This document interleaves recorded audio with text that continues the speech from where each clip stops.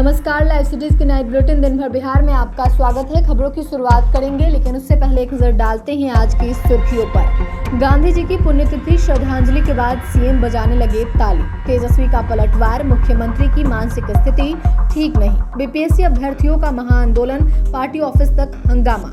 सुनील सिंह ने बिस्कोमान चुनाव में धांधली का लगाया आरोप। लैंड फॉर जॉब स्कैम, पूर्व बीपीएससी चेयरमैन पर चलेगा केस। 4 फरवरी तक जेल में रहेंगे बाहुबली अनंत सिंह। सांसद मनोज राम पर हमला, बदमाशों ने किया मारपीट। महाकुंभ भगदड़ में बिहार के 10 लोगों की मौत। मुजफ्फरपुर में सरस्वती पूजा के चंदा विवाद में फायरिंग। बिहार के 15 जिलों में कोहरे का येलो अलर्ट। अब खबरें विस्तार से। आज महात्मा गांधी की 77वीं पुण्यतिथि है। पूरा देश उन्हें याद कर रहा है। पटना में भी बापू के लिए श्रद्धांजलि सभा का आयोजन हुआ था। यहां सीएम नीतीश महात्मा गांधी को श्रद्धांजलि देने के बाद ताली बजाने लगे। विधानसभा स्पीकर नंदकिशोर यादव ने उन्हें रोका। इस दौरान मुख्यमंत्री के पास खड़े deputy CM Vijay Sinha confuse दिखे। पहले उन्होंने ताली बजाने के लिए हाथ उठाया, फिर नीचे कर लिया। दरअसल मुख्यमंत्री मंत्रियों के साथ पटना के गांधी घाट में महात्मा गांधी की पुण्यतिथि पर श्रद्धांजलि देने पहुंचे थे। 2 मिनट का मौन रखकर उन्हें श्रद्धांजलि दी जा रही थी।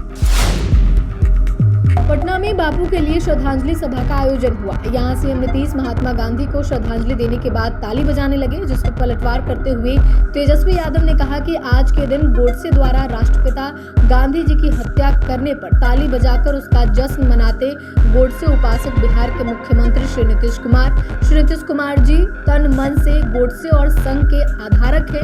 क्या यह घटना नहीं दर्शाती कि उनकी मानसिक स्थिति प्रदेश चलाने योग्य नहीं है? दशहरे के दिन आयोजित रावण दहन कार्यक्रम में भी उन्होंने तीर धनुष नीचे फेंक दिया था।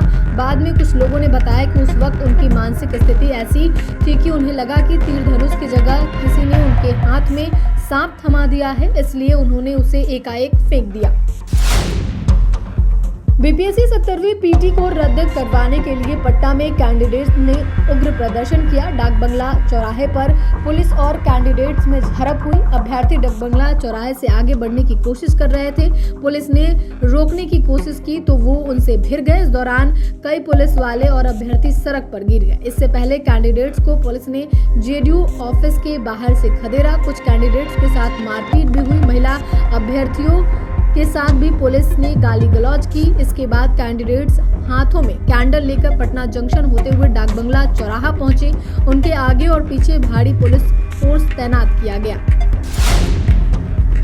पटना में बिस्कोमान में हुए चुनाव पर सवाल खड़े होने लगे हैं। 24 जनवरी को श्रीकृष्ण मेमोरियल हॉल में हुए मतदान के बाद पूर्व एमएलसी और बिस्कोमान के पूर्व अध्यक्ष सुनील सिंह के समर्थकों की जीत हुई थी। बिस्कोमान प्राधिकार की ओर से फिर से मतगणना कराए जाने के फैसले पर सुनील सिंह ने विरोध किया। पूर्व एमएलसी ने बताया कि निर्वाचन की मर्यादा होती है, इसे खत्म किया गया। चुनाव में 12 हमारे पैनल के लोग जीते। आज सर्टिफिकेट देना था लेकिन नहीं दिया गया। 1 फरवरी की फिर से मतगणना की बात कही गई है। यहाँ की बैलेट पर किसी से साइन नहीं कराया गया है। सुनील सिंह ने आशंका जताते हुए कहा कि मतगणना में गड़बड़ी की आशंका हो रही है। ये लोग बेईमानी पर तुले हुए हैं, किसी तरह चुनाव को अवैध घोषित कराना चाहते हैं। दिल्ली की राउज एवेन्यू कोर्ट में आज लैंड फॉर जॉब मामले में सुनवाई हुई। कोर्ट ने 2 अधिकारियों पर केस चलाने की मंजूरी दे दी। इसमें एक पूर्व आईएएस अधिकारी आरके महाजन है। महाजन लालू के रेल मंत्री रहते रेलवे बोर्ड में थे। सुनवाई के दौरान special public prosecutor DP Singh video conferencing के जरिए शामिल हुए थे। Advocate Manu Mishra physically court के अंदर मौजूद थे। इस मामले में अब 7 फरवरी को अगली सुनवाई होगी। इससे पहले 16 जनवरी को हुई सुनवाई टल गई थी। उस दिन कोर्ट ने एक रेलवे अधिकारी पर केस चलाने की अनुमति नहीं दी थी। वहीं से पहले भी 23 दिसंबर को केस चलाने की अनुमति नहीं मिलने के कारण सुनवाई टल गई थी। इस केस में लालू परिवार के 5 सदस्य आरोपी हैं। इसमें लालू प्रसाद यादव, राबड़ी देवी, तेजस्वी यादव, मिसा भारती और हेमा यादव शामिल हैं। मोकामा शूटआउट केस में पूर्व विधायक अनंत सिंह की जमानत याचिका पर आज सुनवाई हुई। पटना सिविल कोर्ट के ACJM 1 की कोर्ट ने इस मामले में पुलिस से केस डायरी की मांग की है। अब इस मामले में 5 फरवरी को अगली सुनवाई होगी। 24 जनवरी से पूर्व विधायक जेल में बंद हैं। 22 जनवरी की शाम मोकामा के नौरंगा में फायरिंग हुई थी, जिसके बाद पुलिस ने अनंत सिंह पर आर्म्स एक्ट, हत्या के प्रयास समेत दूसरी धाराओं में केस दर्ज किया था। पुलिस कर्मियों से धक्का मुक्की करने, गाली गलौज और सरकारी काम में बाधा पहुंचाने जैसे आरोप लगाए गए हैं। मोकामा गोलीबारी केस में पुलिस ने 24 जनवरी को गैंगस्टर सोनू और अनंत सिंह के समर्थक रोशन को गिरफ्तार किया था। इसके कुछ देर बाद पूर्व विधायक ने बाढ़ कोर्ट में सरेंडर किया था। सासाराम के कांग्रेस सांसद मनोज कुमार को बदमाशों ने मार पीट कर घायल कर दिया। कैमूर जिले के कुदरा थाना क्षेत्र के नाथोपुर गांव के पास यह घटना हुई। कैमूर जिले के कुदरा थाना क्षेत्र के नाथेपुर गांव के पास स्थित सासाराम संसदीय क्षेत्र के सांसद मनोज कुमार के भाई के स्कूल के पास पैक्स चुनाव जीतने के बाद जुलूस लेकर जा रहे लोगों और विद्यालय के बस चालक के बीच भिड़ंत हो गई। बीच बचाव करने आए सांसद मनोज कुमार को भी बदमाशों द्वारा मारपीट कर घायल कर दिया गया, जिसमें बताया जा रहा है कि सांसद को सर में चोट आई है। प्रयागराज के संगम तट पे मंगलवार देर रात हुई भगदड़ में 30 से अधिक लोगों की मौत हो गई है। 19 गंभीर घायल हैं। मृतकों में सबसे ज्यादा 19 यूपी के हैं। इस भगदड़ में बिहार के 10 लोगों की मौत हुई है, जिनमें 8 महिलाएं। इनमें गोपालगंज की 4, औरंगाबाद की 2, पटना, गया, बगहा और मुजफ्फरपुर के 1-1 श्रद्धालु की मौत हुई है। वहीं 5 जिलों के 11 लोग अब भी लापता हैं। वहीं भगदड़ में गोपालगंज के 4 अन्य लोग घायल भी हो गए हैं, जिनका प्रयागराज के हॉस्पिटल में इलाज चल रहा है। मृतक महिलाओं का प्रयागराज में पोस्टमार्टम कराया गया। इसके बाद 100 परिजनों को सौंप दिया गया। मुजफ्फरपुर में सरस्वती पूजा के चंदा को लेकर हुए विवाद में उपद्रवियों ने फायरिंग की।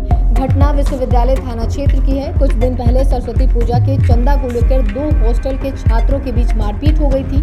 फायरिंग सीसीटीवी सामने आया है, जिसमें एक बाइक पर 2 लड़के बैठे हैं। पीछे वाले लड़के के हाथ में हथियार है, जिससे वो हॉस्टल के गेट पर फायरिंग कर रहा है। बताया जा रहा है कि 3 राउंड फायरिंग हुई है। पुलिस ने 3 खोखा भी जब्त किया है। सोमवार को भी हॉस्टल में चंदा को लेकर मारपीट हुई थी।